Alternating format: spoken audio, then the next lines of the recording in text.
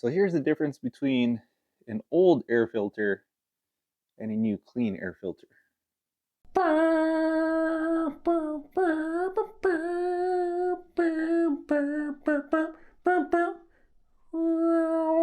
What's up, YouTube land? Welcome to another episode of Household Journeys. So today I wanted to show you guys a quick video about replacing your HVAC filters.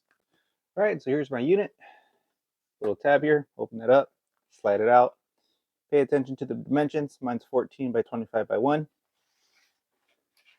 So here's the old filter. You can see how dirty that is.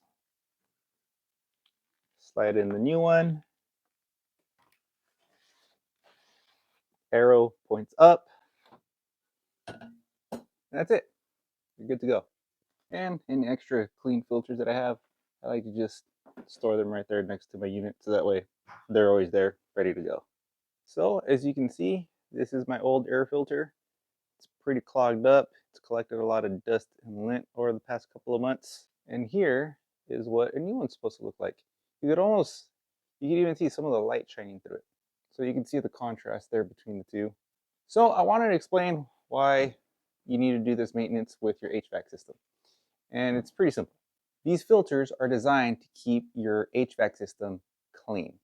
They keep out all the lint, dust, debris from getting sucked up into the system, accumulating over time.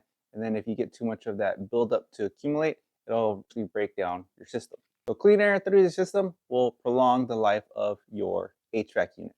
And depending on the rating that you choose to buy, the higher the rating, the more filtration it's going to have. But there's a little bit of drawback there. The higher filtration you get, the more restrictive airflow you're going to create. Why is that important? If you buy a really high filtration rating, the HVAC unit is going to have to work a lot harder to suck air through the system. That extra strain will eventually cause more wear and tear in your system. That extra wear and tear will end up cutting the lifespan of your system.